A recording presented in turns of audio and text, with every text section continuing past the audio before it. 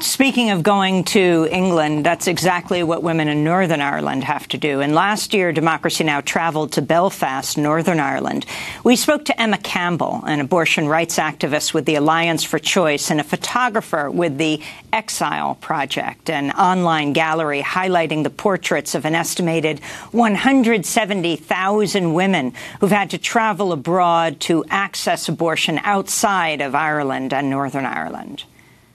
In 1967, when the UK government introduced the 1967 Abortion Act, which allowed women in England, Scotland and Wales access to an abortion with the sign-off of 2 doctors, it was never extended to Northern Ireland. Northern Ireland had its own parliament at the time. It was a devolved parliament, and they never introduced the Act. Of course, since then, there have been many occasions when Northern Ireland hasn't had a devolved government and have been directly ruled by UK, Westminster. And in that long period of time, the Act was never extended to Northern Ireland. It was never introduced. And in fact, on a number of occasions when there was an attempt to extend it to Northern Ireland, politicians in the DUP, which is the Democratic Unionist Party, but regardless of the name, they're not very democratic, but they're very pro-union with the United Kingdom. And they're very conservative with a small c, very religion, and come from a kind of Protestant loyalist background. And they were extremely opposed to any extension of the 67 Act to Northern Ireland, and in fact did a number of deals with the UK government to vote for some of measures for internment and so forth with the UK government in order to stop abortion happening in Northern Ireland. So we've been on this kind of path of struggle for abortion rights since then. There's been a lot of activism amongst women in Northern Ireland from the 60s and 70s, especially the trade unions were amongst the first to adopt pro-choice policies and try and campaign around the idea of getting abortion extended to Northern Ireland. That's photographer Emma Campbell of the Exile Project. So I asked her to explain what this project is. The Exile Project was really envisioned as a way of showing solidarity, a way of removing the stigma and the silence and secrecy around abortion, because obviously that plays a huge part in moving the ideas forward.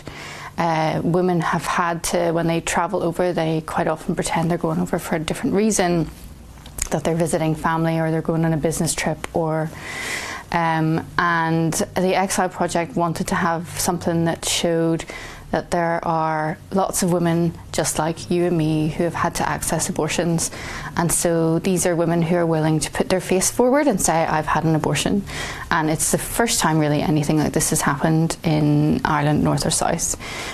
So it's been quite amazing, and the response has been overwhelming. No, explain what you're doing. You are we photograph women who've had abortions, and we don't ask them their story or ask them to explain anything.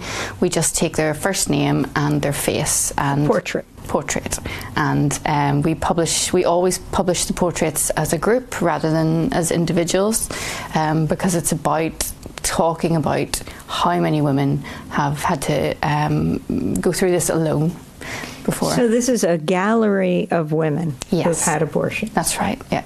And a lot of them have found, consequently, as a part of doing the Exile Project as being one of the faces in the gallery, a lot of them have found their way to being more active in the fight for abortion rights. And certainly, you know, for many of them, the sky didn't fall in. So it's been a very empowering project for the women involved. That is Emma Campbell of the Exile Project. We spoke to her in Belfast last year. BBC is reporting today Labour has challenged British Prime Minister Theresa May to show she really is a feminist by backing reform of Northern Ireland's strict abortion law. The Shadow Attorney General, Shami Chakrabarti, said women in Northern Ireland have been let down by privileged women and men for too long. She said the PM was a self-denying feminist, and the test of feminists is whether they stick up for all women. So I wanted to ask Grania Griffin about the situation of women in Northern Ireland. I think the situation with women in Ireland, in Northern Ireland, as Emma so powerfully put it, has been that the women of the North have been left there very much isolated and very much alone, and without, I think, a great deal of public awareness of what the situation there is. And one of the positive things that I think we'll see coming out of the referendum here in the South is that our eyes and our minds and our solidarity very much turns now to Northern Ireland, where really there is no excuse now for delay, and there is a need for really clear and comprehensive abortion access to be implemented. And I think what's going to be particularly interesting in that is the role that Sinn Féin played in delivering the referendum here over the last number of weeks. Mary Lou McDonald, the leader of Sinn Féin, spoke out very clearly on the need for this referendum to pass. And so with Sinn Féin in the North, there will now be eyes on them to see if they will lead on the same movement building and on the same clear demands in the north of Ireland. And Annie Hoey, what happens here? Because they voted to repeal the Eighth Amendment, but legislation must still be passed. What are the next steps? Well, I think the next steps is to try and get that legislation passed quite quickly.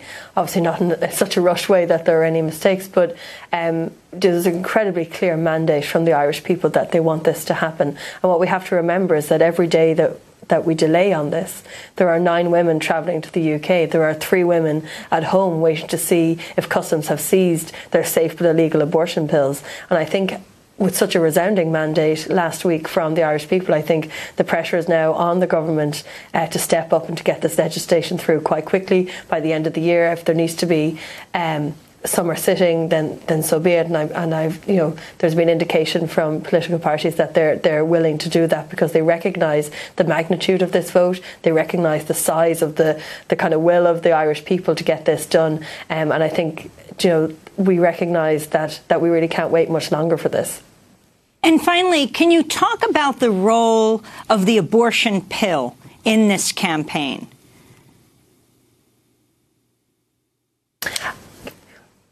When the abortion pill, one of in the Joint Oireachtas Committee, our parliamentary committee that discussed this, and they said that the quote was a can of worms had been opened on this, that people were importing the abortion pill, they were ordering it online, they were getting it through customs, they were getting it over the border, and that was one of the reasons around the 12 weeks and why they pushed for that, because, and also that it needs to be decriminalised. So that currently if you take an abortion pill in Ireland on Irish soil, it's a 14-year prison sentence if you do so, and so far, that is technically illegal to do so.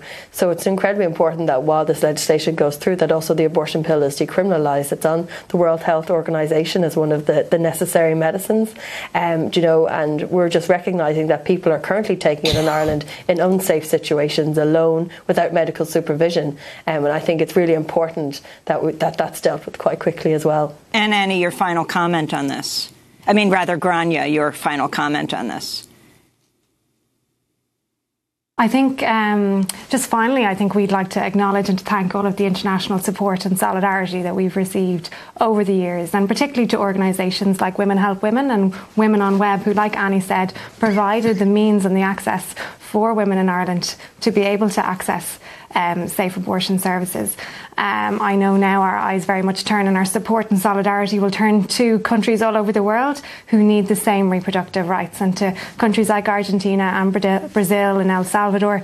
We'll be very much looking to see how we can support and stand with those women as they try and achieve the same type of change. Well, we want to thank you both very much for joining us. Grania Griffin, co-director of Together for Yes campaign, also the co-founder of the Abortion Rights Campaign, and Annie Hoey, Together for Yes spokesperson and canvassing coordinator and former president of the Union of Students in Ireland. Oh, and a small correction. The British Shadow Attorney General Sharmik Chakrabarti called Theresa May a self-identifying feminist and said the test of feminists is whether they stick up for all women. This is Democracy Now! When we come back, what happened to a 19-year-old Guatemalan teenager when she came over the border into the United States? Stay with us.